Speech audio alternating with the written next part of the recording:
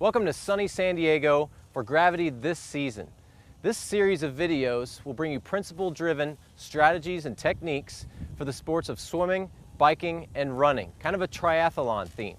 So we hope that these videos bring you innovative ways to think about how you're training your clients, whether recreationally or competitively, for any of the following sports.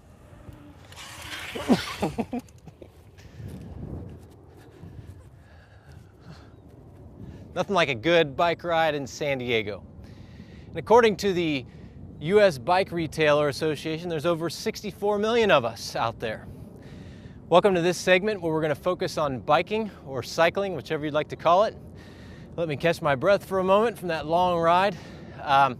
With biking is very difficult to assess biomechanically when you're off the bike. So this particular segment is going to focus on the lower body mechanics with an emphasis on kind of avoiding some of the overuse problems that bikers face in the future. With biking, you've got tons of different types. You've got mountain biking, you've got road cycling, we've got unicycling. If you want to get into some of that, that might be fun.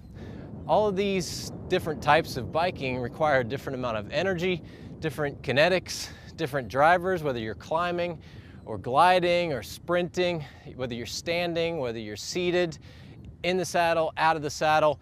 It is a very diverse sport. We think of it as a very sagittal plane driven exercise or sport, and we're always just doing this, but when you start to add different ground structures, when you're working on whether you're on a track, whether you're on a path, whether you're in a trail in the mountains, it's going to be all different. Now, because the theme is triathlon, we're hoping that everything that we do today kind of is across the board. So whether you're working with a mountain biker, or a road cyclist, a triathlete, whoever, we're going to focus on some things with how the lower body works and talk a little bit about the principles. Regarding principles, you look at bikers, especially triathletes or cyclists, and these are lean, mean machines. And those guys don't want to put any muscle on, right? They want everything to be that endurance type muscle.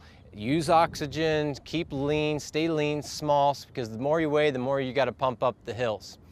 When you're looking at a biker and they're in that position of flexion, they're operating in a hip flexed position, and to be able to get power out of the legs, you're using the hips, the quads, the hamstrings, the muscles of the calf, all in kind of a flexed position.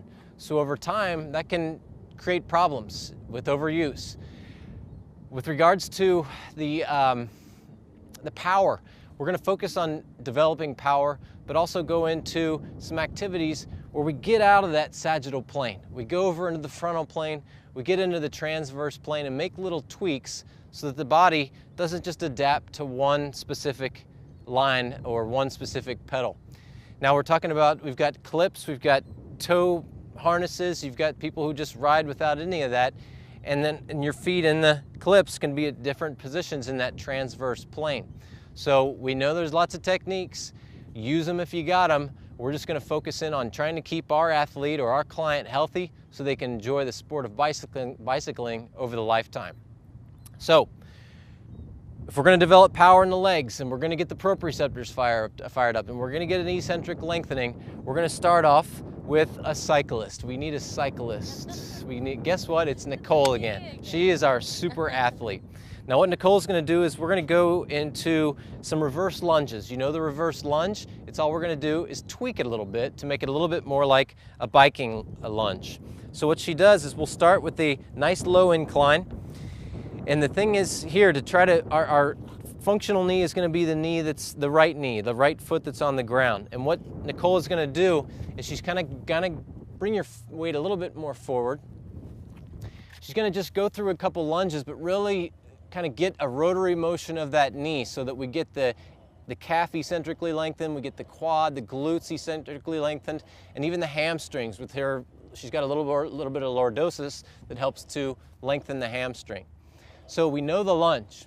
We know what the reverse lunge is. How can we tweak it to help keep our athlete healthy? And to develop power, so if they're going over different terrain or they're going up a hill or doing something different in cycling, that they're adapted to that, not just one plane. So what we do is we're going to tweak the feet. And if these are my feet, we've got sagittal plane variations, we've got frontal plane variations, and we've got transverse planes variations. So what we'll do first is kind of tweak the frontal plane. So we're going to put let's go your right foot out a little bit, maybe even a little further, and put her foot up on this. Now this is going to be goofy. She hasn't even tried these yet, so we're going to learn as we go. And what that does is it just gives a little different stimulus to the lower leg, to the hips, to that hip flexor is getting lengthened nicely. And then maybe I could have her bring her knee up a little more forward, as long as that doesn't cause any knee pain. Nope. And then we may bring her leg all the way across, so you might want to hop across there. And now she's kind of straight on, so again, it's going to give a different stimulus. So if she goes through a few of these, very nice. How's that feel? Good. Okay. It's okay not to be so symmetrical sometimes, you know? And then if we go into, with a sagittal plane tweak, it's more of just how far back you go. So we'll go right into transverse plane, and maybe just put your foot out to where it was neutral before, like right here. And what we'll do is we'll externally rotate that knee, this guy here. Not a whole lot, just a tweak. And let's see how this goes. As she goes into this, we still want to see good tracking of the knee over the toe, and just a small motion. We really want to almost make it look like you're pedaling a bike here. How's that feel? Okay. Okay, and then just go internal rotation. That was a good transition. Very nicely done. And so we're getting the lateral, the medial, all the quads, the glutes are getting stimulated in a different plane. The foot's going through something different, so all the muscles or the tendons that drive behind the heel up past the calcaneus and attach, your peroneals, the tibialis posterior, all those muscles are being stimulated, not just in one plane, but in all three planes. Real quick, when we go over, if someone's on a bike and they're going through that motion, and if we can imagine that this is 12 o'clock, 3 o'clock, 6 o'clock, 9 o'clock, and back to 12 o'clock, we can get real nitty-gritty with the biomechanics of that and say, okay, at the top, your glutes and your quads are going to be responsible for developing the power, and we could even throw in a tweak like, well, plus they're going to be grabbing that other handle and pulling against it to drive into the pedal. As you start to get down towards 2 o'clock, then your hamstrings and your calves start to kick in. And as you go down to 5 o'clock, the quads and the glutes start to relax a little bit. And as you come past 6, then you're looking primarily at the hamstrings and the calves. And as you start to come up, your hip, your other foot's kind of driving the pedal, so you have a little bit of momentum, and the hip flexors then start to fire to bring the pedal up.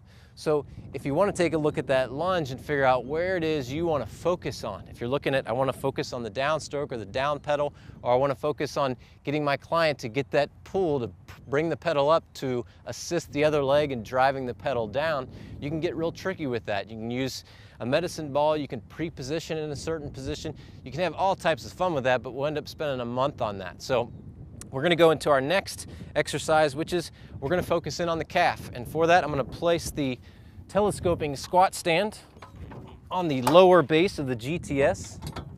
You notice my terminology is just perfect, right? Yes, we'll crank it up. Calf's big, strong muscle, a lot of torque. Feeling sassy, are you? Sassy. And again, what we're going to do is we're going to go through a conventional heel raise or calf raise, whichever you call it. I never understood calf raise, or I always saw it as a heel raise because the heel comes up. Is that we'll just go through, let's go through a unilateral version to really get you pumped up. We'll use that left leg, and we've got here your traditional heel raise or calf raise. You've got a nice soft knee, eccentrically lengthening the muscle, concentrically exploding. Now what we can do is just start to tweak the different planes. So we might say, all right, let's do a frontal plane tweak. Let's bring your foot, maybe you can go all the way out here. I don't know if that'll work, but that's what these videos are all about, is trying different techniques. So now she's gonna get a little different stimulus. Her foot is kind of, it's more inverted as she goes through the heel rise. So maybe she's taking a right turn and cranking up a hill, might help. And then the opposite side, maybe you can use your right foot for this time and bring it all the way over across the opposite side. So now we do a heel raise with the foot that's very everted now, so she's getting a lot of stimulation through the arch, which crosses her underneath here and attaches up into her, it stimulates the peroneals. How's that feel? Good. Feel all right? Yeah. Again, keeping your athlete healthy over the lifetime so they can enjoy that sport. And then we have my favorite, the transverse plane. So we'll go back to left foot, and that just means we're going to internally rotate for a few repetitions, and it might feel real goofy. That's okay. It might also feel like a good strong right turn on a bike. And then we go over to internal rotation. So she just repositions her foot. And again, that's going to go more into the medial calf. It's going to give a different set of stimulation up through the calf. Do you feel a difference in those? Different. Very good. So tweak the calf raise. Use that sagittal, use that frontal, use that transverse plane. Combine them to really get more bang for your buck with regards to a calf raise. Okay, next is going to be the scrunch. So I'm going to grab the scrunch board. And if you don't have the scrunch accessory, you can probably grab onto the lap bars somehow. Just kind of mimic what we're doing. Let me put this on here. Okay, we're all secure. And this is going to look just like if you're on I was going to say a tricycle, but it's more of a trike or a triathlete's bike, is that she's going to go into a kneeling position. And I'm going to have you exactly how your hands are. Now, what that looks like, maybe we'll bring your elbows in just slightly to look a little bit more like your elbows are down on those drops on the bike. So this, with specificity, fits into kind of a weight bearing at the upper body position. And then what we're going to do is kind of load the hips with the traditional scrunch. So if you haven't seen the scrunch board, there's videos available or something online that you can see to kind of get the overall gist. There are tons of different uses for this. This is just the traditional, what we call a scrunch. We didn't know what to call it, so we called it a scrunch. So we get an eccentric lengthening of the hip. Now, what I would emphasize on this is to go through full hip extension as long as there's no back pain, because what happens is the athletes, when they're biking, they don't come all the way to full extension. So this will help lengthen the hip to keep the hip healthy. And as she does that, she also gets a lengthening of the knee joint. If the knee is always in a flex position operating, then sometimes we'll want to open that knee up to make sure that where the muscles attach, the hamstrings, the gastroc comes up and attaches, the soleus all getting a little bit of lengthening there. Now, what we can do to tweak this is we can maybe just use a single leg variation. Maybe we'll just keep this leg static, just right about to where my hand is, so bring it up and we'll pause there. And she's just going to drive in that sagittal plane, and she gets a lengthening of the hip, and it's a concentric version because she's using her hip. And then we'll get goofy and kind of go out to that frontal plane, so she'll go out way across there. If you need to take a break, just go ahead and switch legs. And then if you want to get real goofy, then we get the transverse plane. Then we look like the dog in the fire hydrant, right? So you might want to shoot it this way. There you go. So you get a little bit of hip rotation, external shoulder or external hip rotation, and we're just driving the hip in all three planes. So the scrunch board can be a valuable accessory to use to help lengthen the hips. You are certainly going to feel the abdominals get turned on, the hip flexors, some of the quads get turned on. You're getting all that stimulation. If you want to tilt the knees one way or another, that's another way to tweak the transverse plane. And if you want to just drive the legs in different planes of motion, you'll have a whole new stimulus for that as well. Okay, next is going to be something pretty exciting. You may have not seen this accessory before. It is called the Cyclo Trainer. Again, this is just something to kind of have fun with today because we have it. It basically just attaches to the bottom of your GTS, and guess what? You've got a lower body ergometer in your hands now. So what we'll do is we'll keep this resistance about the same. And this is interesting because now we can get real specific with the pedaling of the bike. We can work on that metabolic conditioning because endurance is obviously a huge component of cycling.